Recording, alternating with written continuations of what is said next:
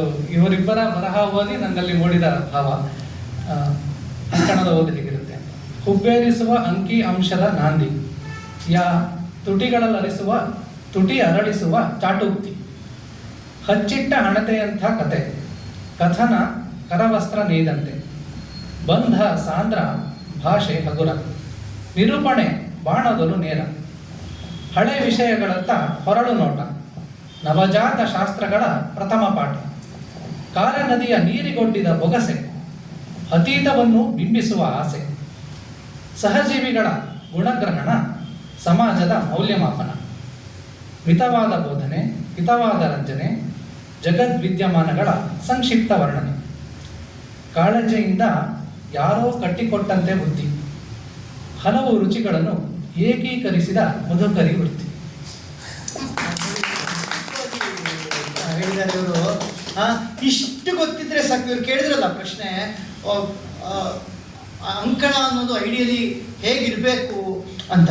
So ಈ ಲಿಮಿಟ್ಗಳು ನಮಗೆ ಗೊತ್ತಿದ್ರೆ ಸಾಕು ಅಂತ ಅನ್ಸುತ್ತೆ. ಕಾಲ ನದಿಯ ನೀರಿಗೊಡ್ಡಿದ ಬೊಗಸೆ ಅಂತ ಹೇಳ್ತಾರೆ ಅವರು. ಆದರೆ ಅತೀತವನ್ನು ಬಿಂಬಿಸುವ ಆಸೆ, ಆಸೆ ತಪ್ಪಲ್ಲ, ಆದರೆ ಆ ಲಿಮಿಟ್ ಏನು ಅನ್ನೋದು ನಮಗೆ ಗೊತ್ತಿದ್ರೆ ಸಾಕು ಅಂತ ಅನಿಸುತ್ತೆ. ತುಂಬ ಚೆನ್ನಾಗಿ ಬಂದಿದ್ದೀರಾ. Thank you so much. ಇದು ಇನ್ಫ್ಯಾಕ್ಟ್ ಇದೊಂದು ಡೈರೆಕ್ಟಿವ್ ಇದ್ದಂಗಿದೆ. ಆಮೇಲೆ ಅದರಲ್ಲಿ ನೀವು ಹೇಳಿರೋದಕ್ಕೆ ಬೇರೆ ಕೆಲವು ವಿಷಯಗಳು, ಮಿತವಾದ ಬೋಧೆ ಹೇಳಿದ, ಪ್ರಿಸ್ಕ್ರಿಪ್ಟಿವ್ ಆಗಿರಬಾರ್ದು. ಅಂಕಣಕಾರ ಎಕ್ಸ್ಪರ್ಟ್ ಅಲ್ಲ, unless he is called upon as an expert to write on a certain subject, he should not presume that he is an expert. Okay, so ಆದ್ದರಿಂದ ಅವನಿಗೆ ಆ ಬೋಧೆ ಮಾಡುವಂಥ ಅಥವಾ ಪ್ರಿಸ್ಕ್ರಿಪ್ಷನ್ಗಳನ್ನು ಡೋಲ್ಔಟ್ ಮಾಡುವಂಥ ಇದನ್ನು I feel he should hold back ಅಂತ ಅನಿಸುತ್ತೆ. ಅಷ್ಟು ಮಾತ್ರ ಅಲ್ಲ, ಬರೀ ಒಂದು ಪಾಯಿಂಟನ್ನು ಮಾತ್ರ ಇದರಲ್ಲಿ ಡಬಲ್ ಕ್ಲಿಕ್ ಮಾಡಿದೆ. ಅದೇ ಥರದ್ದು 10 ಇವೆ ನೀವು ಬರೆದಿರೋದ್ರಲ್ಲಿ. ನೀವು ಇಲ್ಲಿರೋ ಆಡಿಯನ್ಸ್ಗೆ ದಯವಿಟ್ಟು ಹೆಂಗಾದ್ರು ಸರ್ಕ್ಯುಲೇಟ್ ಮಾಡಬೇಕು ಅಂತ ಅನಿಸುತ್ತೆ. Very nice, thank you for sharing. ಮೊದಲೇ ಗೊತ್ತಿದ್ರೆ ನಿಮ್ಮನ್ನು ಅವ್ರ ಪಕ್ಕ ಕೂರಿಸ್ಬಿಟ್ಟು 4 ಪ್ರಶ್ನೆ ಕೇಳ್ತಾರೆ. ಈಗ ಒಂದು ಅಂದರೆ ಒಳ್ಳೆಯ ಅಂಕಣ ಹೇಗಿರಬೇಕು ಅನ್ನೋದ್ರ ಬಗ್ಗೆ ಈಗ ನೀವಿಬ್ಬರು ಹೇಳ್ತಾ ಇದ್ರಿ, ಹೇಳಿದ್ದು ಖಂಡಿತ ಸರಿ ಇತ್ತು. ಅದರ ಮಧ್ಯೆ ಒಂದು ಗೊಂದಲ ಬಂತು ನನಗೆ. ಈಗ ನಾವು ಅಂಕಣಗಳನ್ನು ಬರೆಯುವಾಗ ನಮ್ಮ ಓದುಗರು ಅಂದರೆ ನಮ್ಮ ಆಡಿಯನ್ಸನ್ನು ಗಮನದಲ್ಲಿ ಇಟ್ಕೊಂಡು ನಾವು ಬರಿಬೇಕಾಗಿದ್ದು ಸರಿಯಾದದ್ದು ಅಂತ ಹೇಳಿ. ಇಲ್ಲಿ ಇರುವಂಥ ಸಣ್ಣ ಗೊಂದಲ ಏನು ಅಂತಂದರೆ, ನಮ್ಮ ಆಡಿಯನ್ಸ್ಗೆ ನಾವು ಕೇಟರ್ ಮಾಡಬೇಕು ಅನ್ನೋದು ಬರವಣಿಗೆಯಲ್ಲಿ ತೊಡಗಿಸಿಕೊಂಡವನ ಆಂತರ್ಯ ಅನ್ನೋದು ನನಗೆ ಅರ್ಥ ಆಯಿತು. ಅದ್ರ ಜೊತೆಗೆ ಒಬ್ಬ ಪ್ರಕಾಶಕ ಇರ್ತಾನೆ ನಮ್ಮ ಬೆನ್ನಿಗೆ, ಅಂದರೆ ಅವನು ಸಂಪಾದಕ ಇರ್ಬೋದು, ಯಾರು ಇರ್ಬೋದು. ಜೊತೆಗೆ they should be something that is trending, ಅದು ಏನೋ ಒಂದು ನಡೀತಾ ಇರುತ್ತೆ ಸಮಾಜದಲ್ಲಿ. ಈ ಟ್ರೆಂಡು, ಈ ಹಿಂದ್ಗಡೆ ಇರುವಂತಹ ಸಂಪಾದಕ ಅವರೆಲ್ಲರೂ ಒಂದೊಮ್ಮೆ ಬೇರೆದನ್ನೇ ಬಯಸ್ತಾ ಇದ್ರೆ, ಈ ಒತ್ತಡಗಳನ್ನು ಮೀರಿ ಅಂಕಣಕಾರ ತನಗೇನು ಬೇಕು ಅನ್ನೋದನ್ನ ನೇರವಾಗಿ ಅವನ ಆಡಿಯನ್ಸ್ಗೆ ತಲುಪಿಸೋದು ಹೇಗೆ ಸರ್? ಸೊ ಅದು ಎಂಥ ಅಂಕಣ ಅನ್ನೋದ್ರ ಮೇಲೆ ಡಿಪೆಂಡ್ ಆಗುತ್ತೆ. ಈಗ ಫಾರ್ ಎಕ್ಸಾಂಪಲ್ ಯಾವುದೋ ಒಂದು ಪೊಲಿಟಿಕಲ್ ಅಂಕಣನ ಯಾರೋ ಒಬ್ಬರು ಸರ್ಟನ್ ಪೊಲಿಟಿಕಲ್ ಐಡಿಯಾಲಜಿಗೆ ಬಿದ್ದಿರುವಂಥ ಒಂದು ಮೀಡಿಯಾ ಆ ಥರದ ಐಡಿಯಾಲಜಿಗಳಿಗೆ ಬಿಡಬಾರ್ದು. ಬಟ್ ಬಿದ್ದಿರುವಂಥ ಆ ಥರದ್ದು ಮೀಡಿಯಾಕ್ಕೆ ಬರೀತಾ ಇದ್ದಾರೆ ಅಂತಂದರೆ ದೆನ್ ಅವ್ರಿಗೆ ಆ ರಿಗಲ್ ರೂಮ್ ಅಂತ ಏನು ಕರಿತೀವಿ, that is very limited.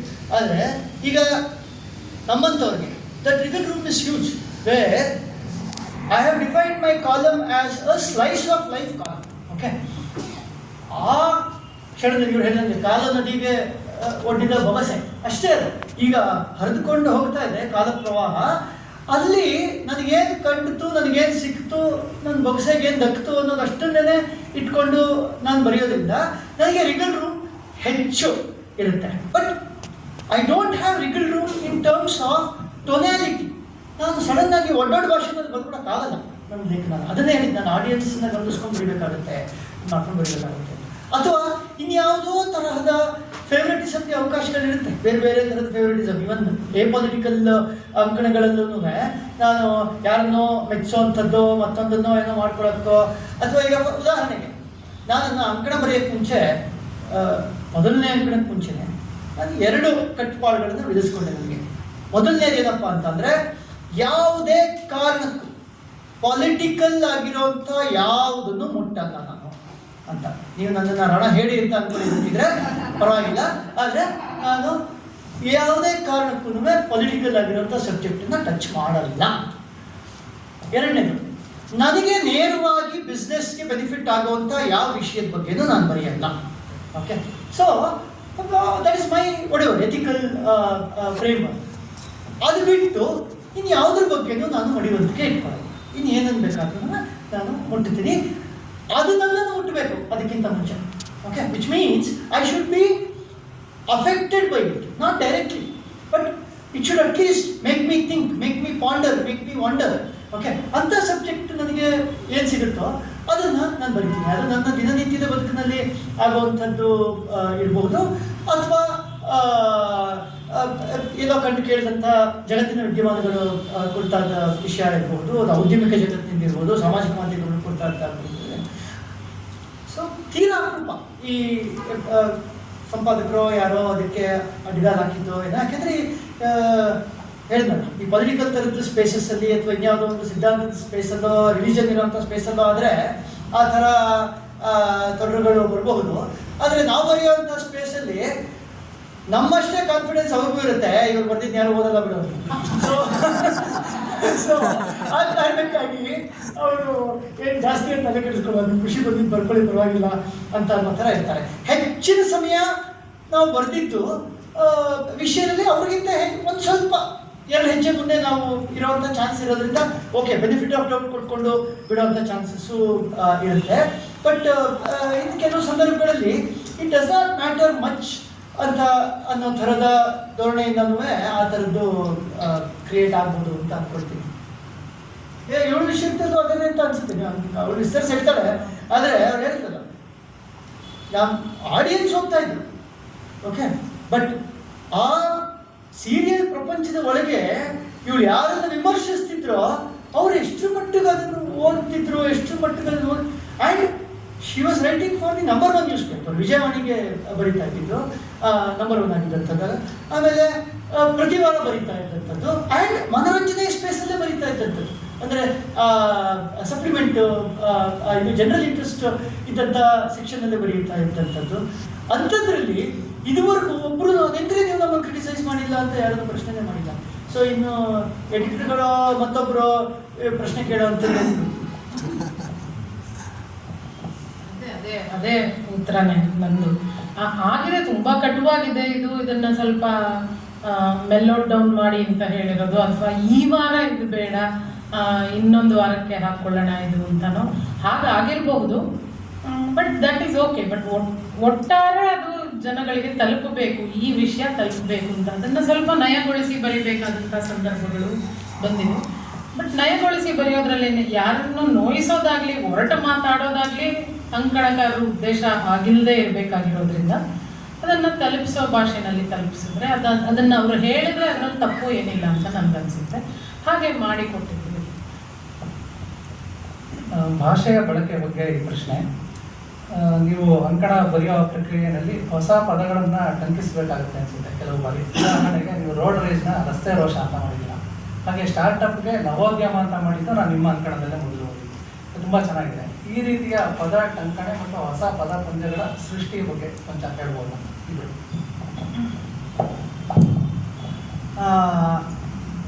In fact ಅದು ಜಸ್ಟ್ ಕರೆಕ್ಟ್. ಬಹುಶಃ ನವೋದ್ಯಮ ಅನ್ನೋದು ನನ್ನ ಪದ ಸೃಷ್ಟಿ ಅಲ್ವೇನೋ.